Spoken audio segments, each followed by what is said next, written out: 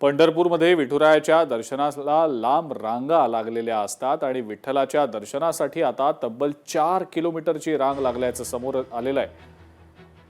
अधिक मास आणि मे महिन्यातल्या सुट्ट्यांमुळे भाविकांनी पंढरपूरमध्ये विठुरायाच्या दर्शनासाठी मोठी गर्दी केलेली आहे। विठ्ठलाच्या पदस्पर्श दर्शनाला किमान 10 तासांचा कालावधी लागतोय।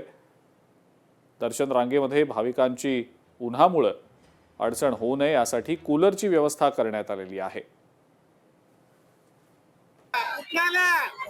पैठण तालुका शकता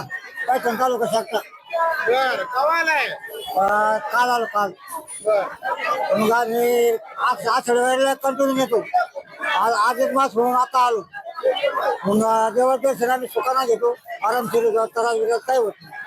दर्गा सोडून आपले पोरं सोडून येतो आम्ही दर्शन येतो। पैठण तालुका काय आज कशामुळे आलाय पंढरपूरला? अधिक मास बर कधी दर्शन लागलाय, किती वेळ लागेल? 8 वाजता लागलेलं आहे।